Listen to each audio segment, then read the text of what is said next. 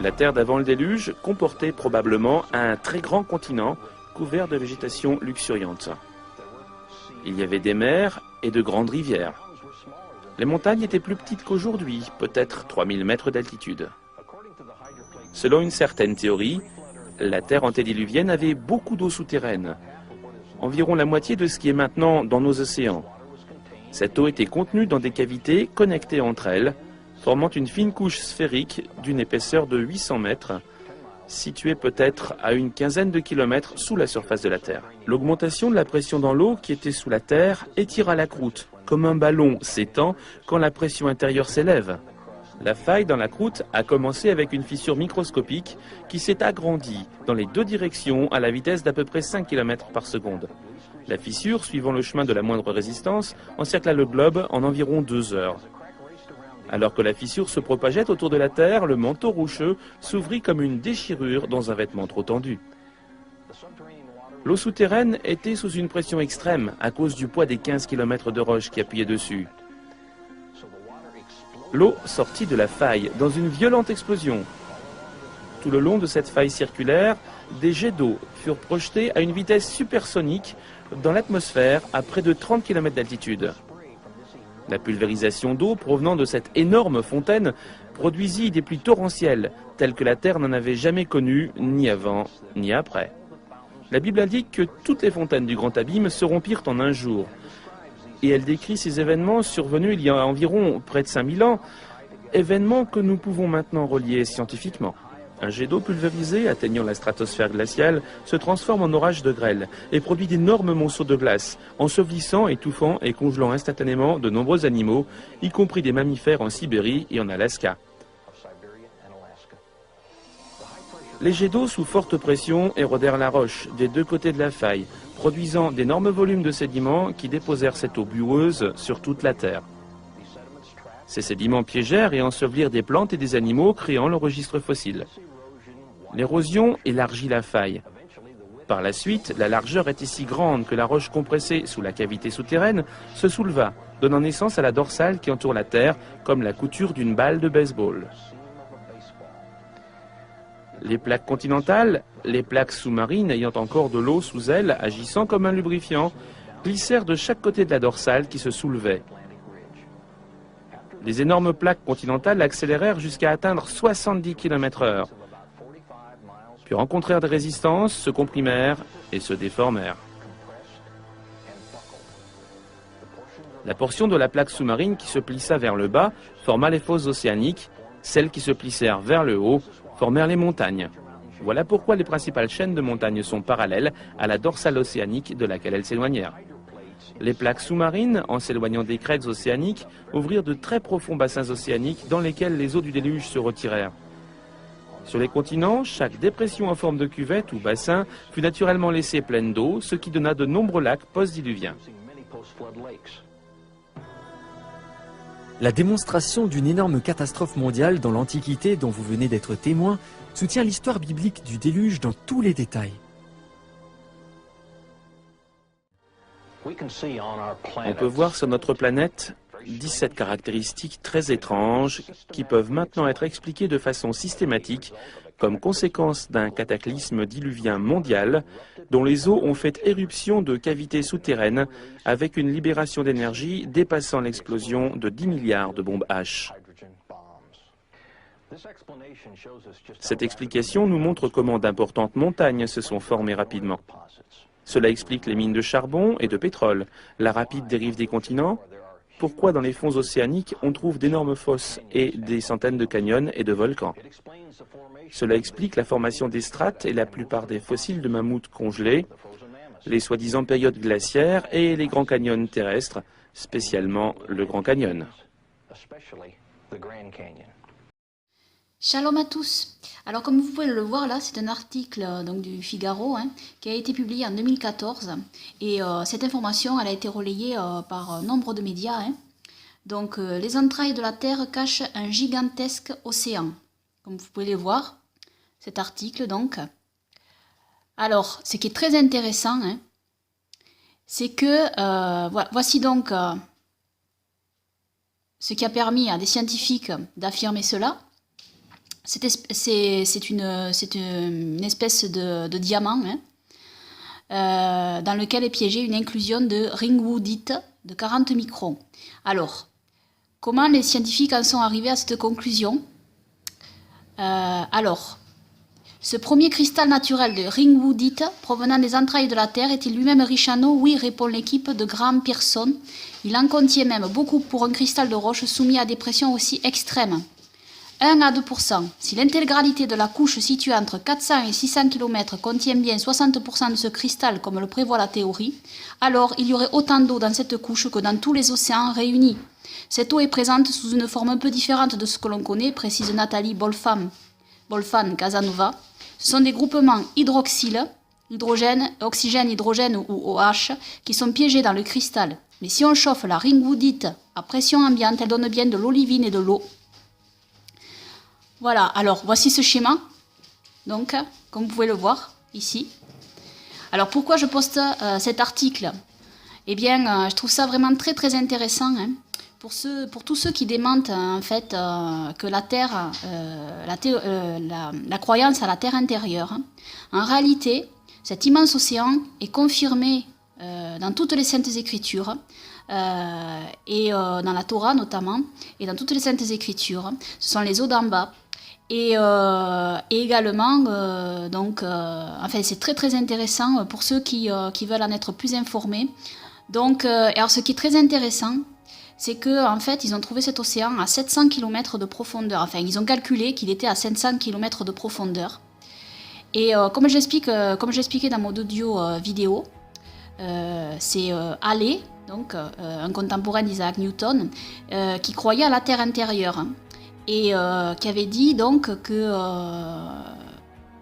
elle était située environ à 800 km, c'est-à-dire qu'il y avait 800 km de croûte terrestre à traverser. Et là, ils auraient trouvé, selon leurs calculs, cet immense océan à 700 km. Donc, ce qui confirme. Et donc voici ce que dit l'article aussi. À moins d'une rupture technologique majeure, ce réservoir gigantesque restera à jamais inaccessible. Peu importe les moyens mis en œuvre, l'homme n'a jamais réussi à forer à plus de 12 km sur la surface de la Terre. Donc voilà, ça c'est les Russes qui avaient creusé ce forage de 12 km. Donc ça c'est extrêmement intéressant parce que toutes les images que vous avez du globe terrestre, de l'intérieur du globe terrestre en fait, sont fausses. Voilà, maintenant les scientifiques vont vous dire qu'il y a bien un océan à l'intérieur de la Terre, seulement l'intérieur est creux ici, et ça ils vous le diront pas. Mais comme quoi, les scientifiques ne savent absolument rien de ce qu'il y a donc dans la Terre intérieure, hein, à l'intérieur de la Terre.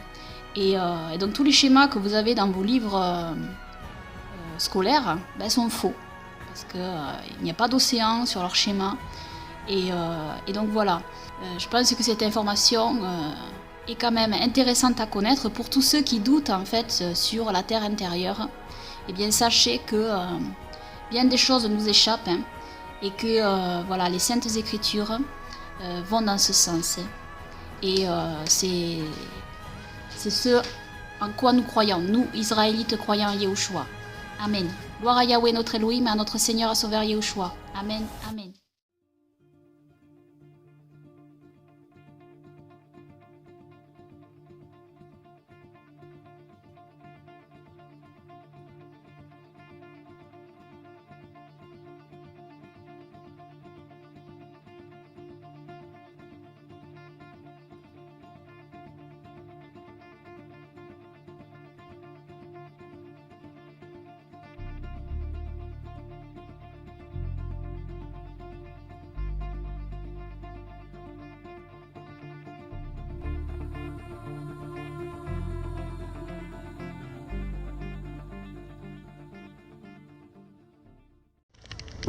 Et c'est ça, imaginez-vous un peu Noé maintenant, qui a dû bâtir l'arche au-dessus du sol, évidemment, avec des supports. C'est sûr que on ne peut pas savoir exactement à quoi ça ressemblait, mais les dimensions qu'on a ici respectent les dimensions bibliques. On parle de 510 pieds, il va falloir que vous convertissiez en métrique, de long, 510 pieds. Et 80 pieds de large et 51 pieds de haut. Et ça, alors je me tiens directement en dessous de la poupe. Et tu peux peut-être monter comme ça, Eric, jusqu'en haut, qu'on puisse le voir. C'est immense, c'est immense. C'est vraiment impossible à décrire adéquatement. Il faut venir voir ça. Alors si vous avez la chance de venir là, ça vaut vraiment le détour. Alors, je pensais à quelque chose que je voulais dire, puis la seule chose qui me vient à l'esprit, c'est gros. Et le conducteur nous dit de regarder qu'on va voir l'arche. C'est assez impressionnant. C'est difficile sur la vidéo, je suis sûr, mais honnêtement, de le voir comme ça, c'est vraiment impressionnant.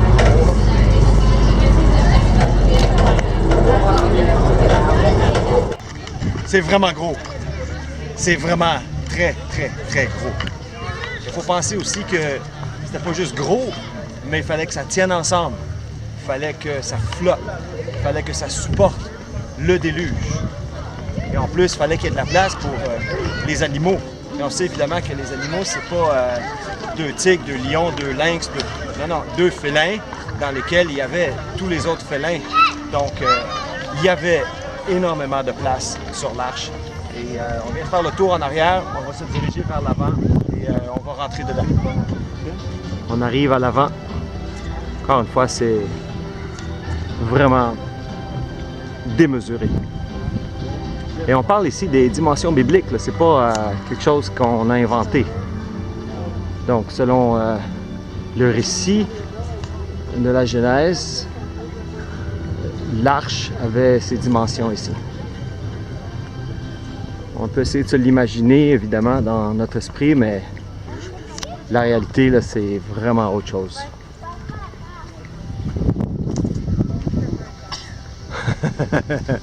Look at that. C'est immense. Alors, on vient d'arriver à la porte.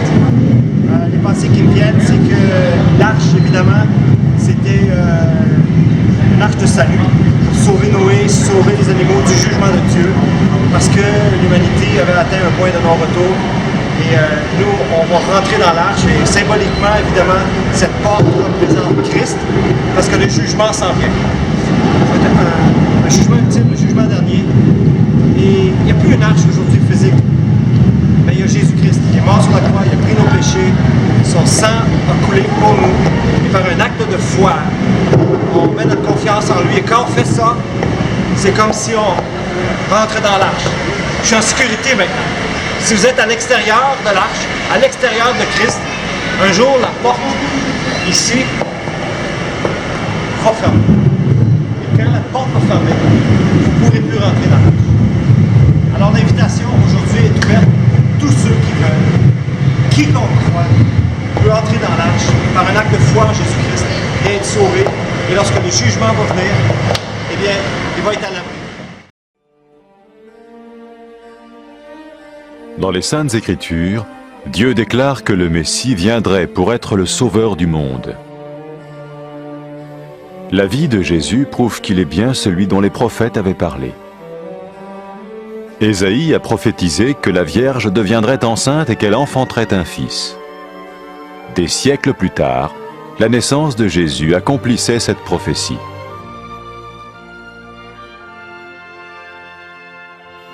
Les Saintes Écritures déclaraient que le saint à naître serait appelé le Fils de Dieu. Cela signifiait que Jésus serait le Fils de Dieu au sens spirituel et non au sens physique. Nous le voyons par sa manière de vivre. Il a guéri des malades, il a pardonné leurs péchés, les a ramenés à Dieu et leur a promis une place dans le royaume éternel de Dieu. Il s'est offert lui-même en sacrifice pour le péché à leur place. Puis il est revenu à la vie, victorieux sur la mort selon le plan de Dieu. Jésus a dit « Personne ne me prend la vie, mais je la donne de ma propre volonté. » La vie de Jésus n'a pas seulement accompli les écrits des prophètes, mais elle a aussi confirmé la vérité de la sainte parole de Dieu. Les prophètes avaient écrit « Ta parole, ô mon Dieu, est parfaite, elle dure à toujours. » Jésus lui-même a dit « Le ciel et la terre disparaîtront, tandis que mes paroles ne disparaîtront jamais. » Jésus est venu pour nous donner la vie dans toute sa plénitude. Et quand l'homme a désobéi à Dieu dans le jardin d'Éden, il a choisi sa propre voie et ses actions l'ont séparé du Créateur.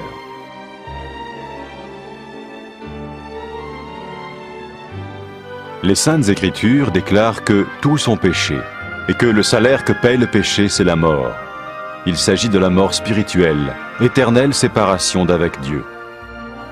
Mais tout comme Dieu a donné un bélier pour qu'il meure à la place du fils d'Abraham, ainsi il a envoyé Jésus, le Messie, mourir à notre place.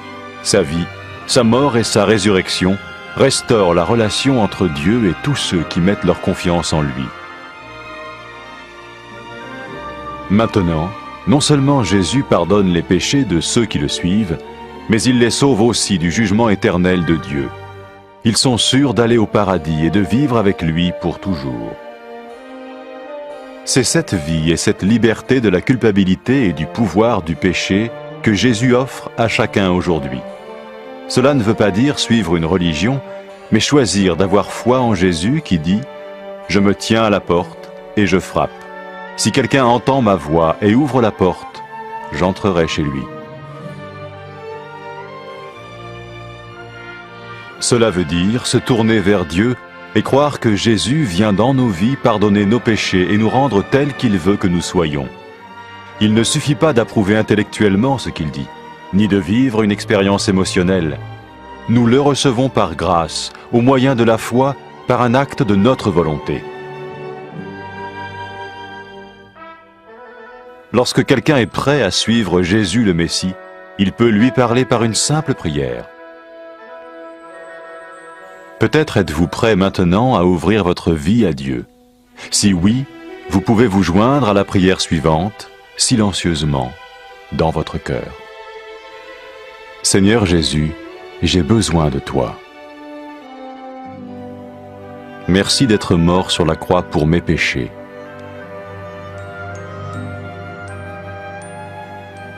Je confesse mes péchés et je m'en repens.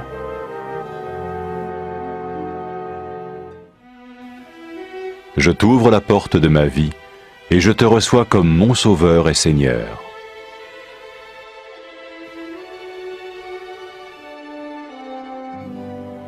Merci de me pardonner mes péchés et de me donner la vie éternelle.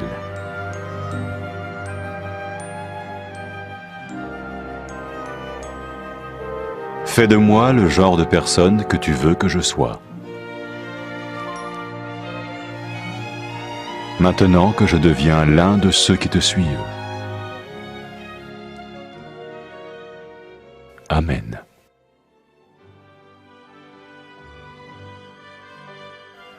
Jésus a dit à propos de ses disciples, « Mes brebis écoutent ma voix, je les connais et elles me suivent. » Pour expérimenter la vie en abondance promise par Jésus, ceux qui le suivent parlent à Dieu chaque jour dans la prière et lisent ou écoutent sa parole. Ils parlent de lui à d'autres personnes et rencontrent régulièrement ceux qui l'aiment et le suivent. N'oubliez pas sa merveilleuse promesse. Tout pouvoir m'a été donné dans le ciel et sur la terre. Et sachez-le, je vais être avec vous tous les jours, jusqu'à la fin du monde.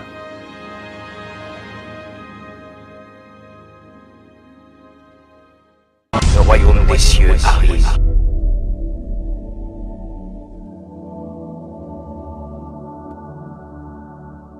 I do now things that I have never done before. Baptize people, pray for people, talking to strangers, and the love in me is the love of Christ. What do you mean that the tomb is empty? It means that he's alive. So if he's alive, then we have relationship. Yeah.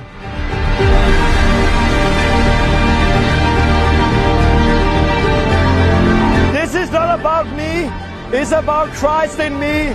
And if you repent, if you get baptized and you receive the Spirit of Christ, you have exactly the same I have.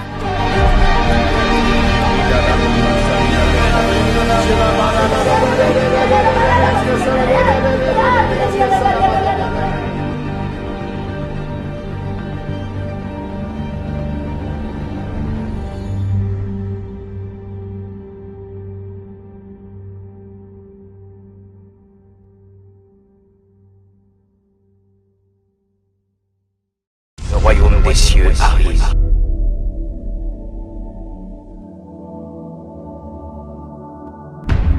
One day, Jesus is coming.